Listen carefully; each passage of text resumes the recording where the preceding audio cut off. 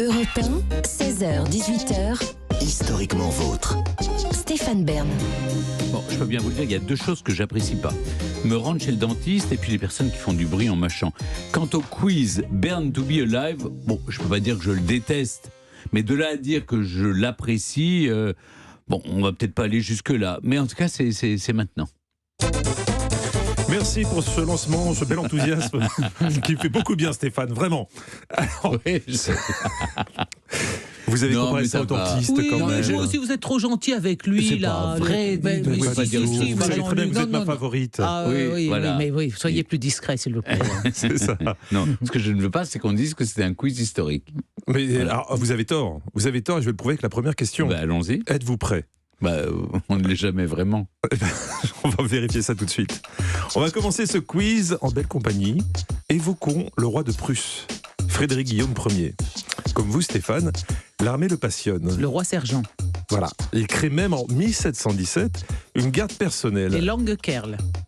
Écoutez, elle va répondre à tout. Elle va répondre à tout, donc reposez-vous. On retourne dans le sommeil. Vous pouvez dormir. Donc, il crée en 1717 une garde personnelle. Mais attention, pour y entrer, il faut mesurer 1,88 m. Vrai ou Ah. faux? Ça peut se jouer à quelques centimètres. Ça, Ça, c'est c'est l'histoire de pervers votre comme vie. question.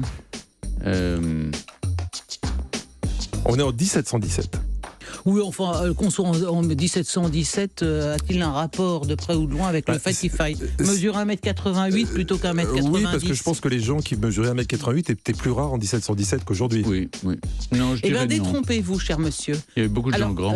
Oui, d'ailleurs, quand vous allez, vous savez, à Waterloo, là, sur le champ de bataille, il reste le squelette d'un soldat de la Grande Armée qui est tout à fait immense.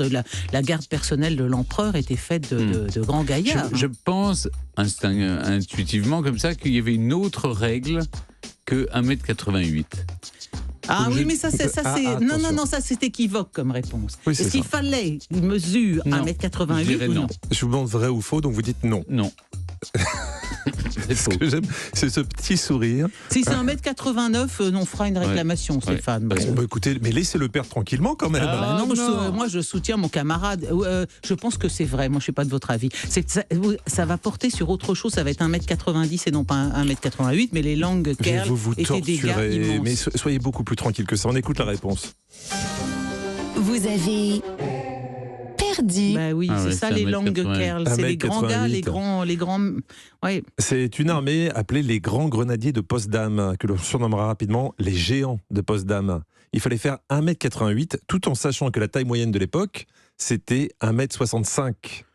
Et certains ont même été enrôlés de force dans cette armée. Ouais, il passait sa vie avec eux.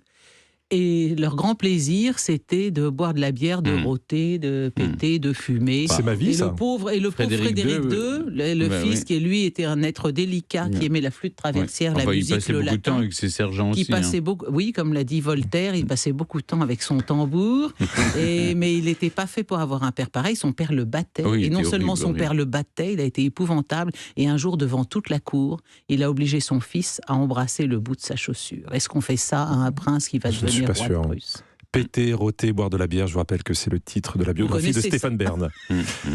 Une question pour Clémentine maintenant. Marie de Teck fut reine consort du Royaume-Uni et impératrice des Indes sous le règne de son époux, le roi George V. C'est la grand-mère d'Élisabeth II. Eh bien, elle avait un jouet incroyable. Une maison de poupée construite sur 3 étages. Oui, Il y avait même des vrais petits WC avec oui. un vrai système de plomberie. Ah oui, évidemment. Vrai ou faux? Ah oui. Queen Alors, sur la Mary's maison doll. de poupée, oui. Mais sur l'histoire du WC, à quelle époque a été inventée la chasse d'eau? C'est à la fin du Non, mais 19e. chasse d'eau, c'est 19e. Oui. Donc, mais elle Là, on est plus pouvait sur de la avoir- plomberie, hein, vraiment. Ah, ça. on était sur la plomberie. Oui, écoutez, qu'on puisse faire passer dans une maison de poupée un petit peu d'eau dans un tuyau. Ça devait être des tuyaux très fins, mais pourquoi pas après tout. Est-ce qu'on a été à ce niveau de sauver? Je suis circonspecte sur l'existence d'une véritable plomberie dans cette maison de poupée qui, oui, a existé. Et je réponds oui. Vous Oui, répondez oui. oui. On va pourquoi pas. vérifier la plomberie tout de suite. Vous avez perdu. Non, alors pas de WC, mais une baignoire avec un vrai système de plomberie qui met de l'eau et l'évacue. Il y avait aussi une petite cave à vin avec 200 petites bouteilles, des petits ascenseurs électriques, un petit gramophone pour écouter de la musique, une petite bibliothèque avec 600 mini-livres. Précision, la maison de poupée n'a jamais servi. Personne n'a jamais joué avec. Voilà. Pour l'instant, vous faites un sans faute dans la loose tous les deux. Oh, dites donc, non. Oh, bah, N'exagérons rien. Hein. Les chiffres sont là, hein, on peut repasser les bandes. Une question pour Stéphane.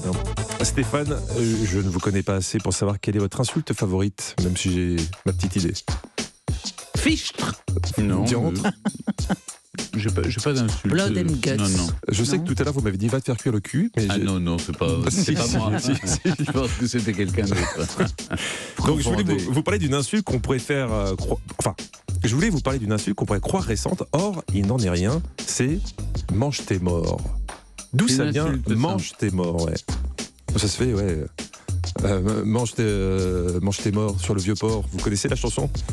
Donc, ça vient d'où? Des Yéniches allemands, des esclaves musulmans d'Espagne du XVIIIe siècle ou des Norvégo-américains? Oh là là. Alors, Les Yéniches allemands, les esclaves musulmans les d'Espagne. Yéniches allemands, c'est quoi ça? Les Yéniches allemands, écoutez, moi je lis, hein. Qu'est-ce qu'un yéniche allemand? Qu'est-ce qu'un yéniche Moi, je pense allemand qu'on lui a mis en verlan un chien. Oui, c'est ça, c'est un caniche. Un caniche allemand. Non, Ok. les Yéniches. Les Yéniches allemands.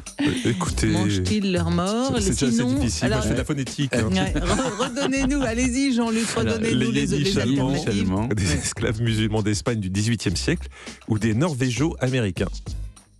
Moi, j'irais plutôt les Norvégo-américains, Les moi Norvégo-américains, là. Parce Je vois que- bien Ragnar Lodbrok en train de boulotter son grand-père. non Et pour votre gouverne, les Yéniches sont une peuplade semi-nomade d'Europe, Oui. aux origines Ah bon, variables. voilà. Vous n'aurez pas plus de précision que ça.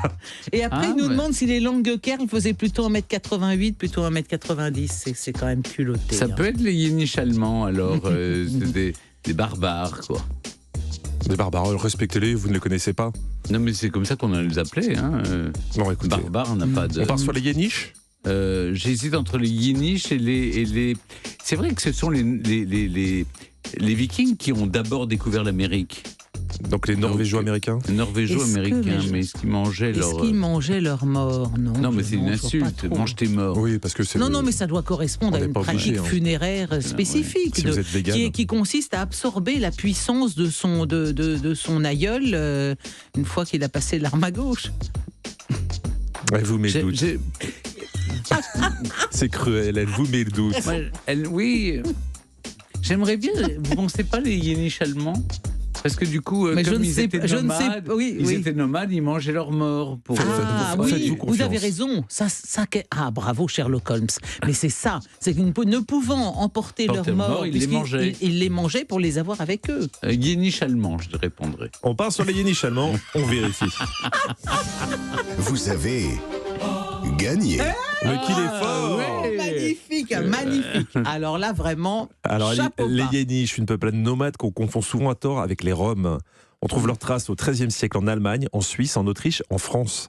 Et l'insulte « mange tes morts » viendrait d'une mauvaise traduction italienne où l'on disait « managgia li motaci tui », qui voulait dire « maudits soient tes ancêtres ». On a mal traduit « managgia », qu'on a compris comme « Manja. mange ». Mange. Ah. L'expression « mange tes morts » était née. Voilà. D'accord, fort intéressant. Donc en fait, bravo. j'ai choisi cette solution pour une mauvaise interprétation, mais il se trouve qu'elle était Il n'y la a que le bonne. Vous en résultat faites qui pas. compte, Stéphane. On va virer toute la réflexion au montage. On gardera que la bonne réponse. Non, Ta mère sur la canne pierre, nique tes morts sur le vieux port. Mi-amol, c'est les quartiers sud, c'est les Ah quartiers. ouais, avec vous, on découvre des musiques dont j'ignorais tout. Ça vous encanaille, hein. Oui. Une question pour Clémentine maintenant.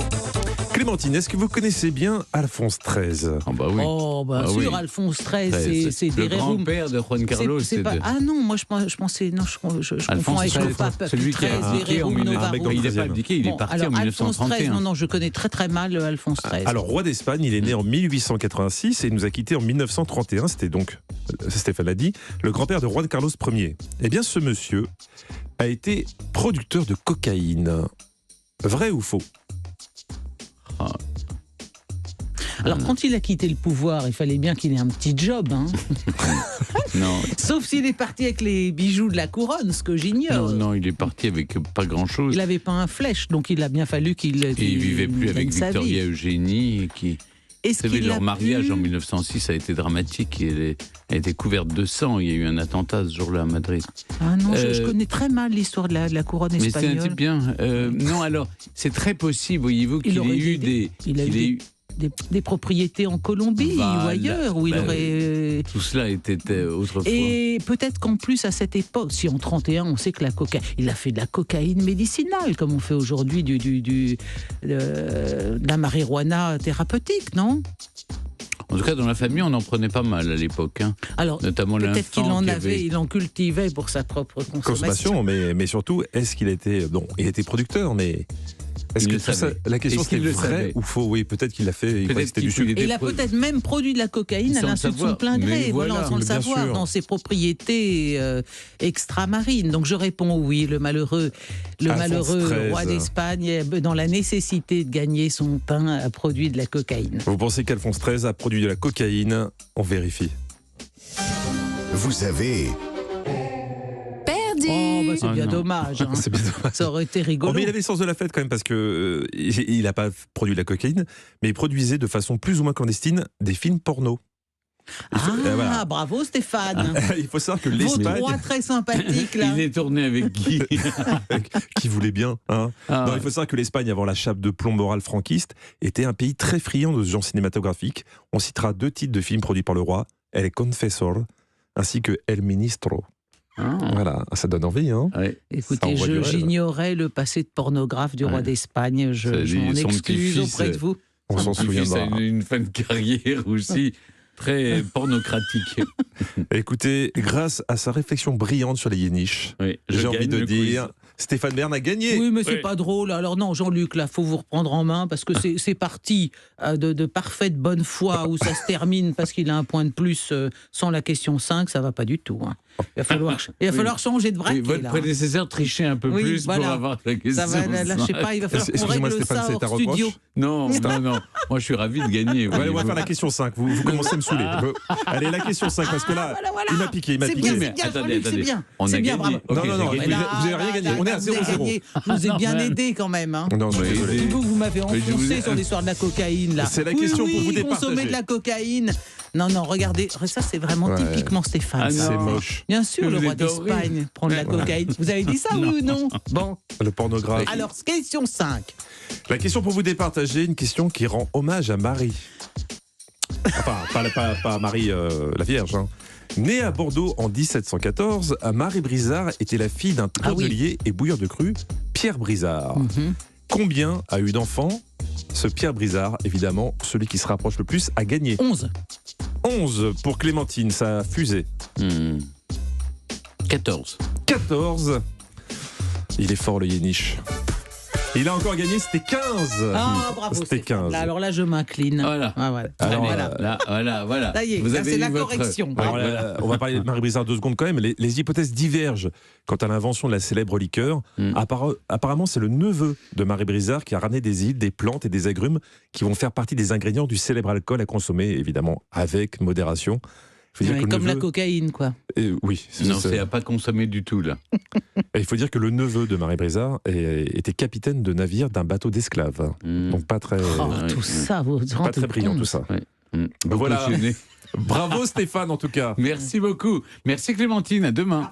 Europe 1, historiquement vôtre. Jean-Luc, on se retrouve dans un instant avec toute l'équipe et nos personnages du jour qui n'ont pas fermé l'œil de la nuit. Après Paul Kern, l'homme qui ne dormait jamais, qui a fasciné la science, je vous raconte Judy Garland, l'une des stars d'Hollywood qui, elle, a fasciné le monde entier sur grand écran. L'écran noir de ces nuits blanches. Et moi Stéphane, je vous raconte votre ami Emmanuel Macron qui vous envoie des textos toute la nuit. Mais Ah non, rassurez-vous. non, je crois pas. Pas tout? Pas toute la nuit? Non, j'en reçois pas en tout cas. Oh, je sens que ça Pas vous la nuit, en chiffonne. tout cas. Ça vous chiffonne. Mais oui, pourquoi je n'en reçois pas? Mais oui. Si tout le monde en reçoit, il n'y a pas C'est de raison. moche. Parce que les autres, ils en reçoivent beaucoup, vous allez voir. Oh là Il fait là. ça avec ses collaborateurs, Ce qui vu m'aime. qu'il ne dort pas beaucoup. Europe 1, historiquement vôtre.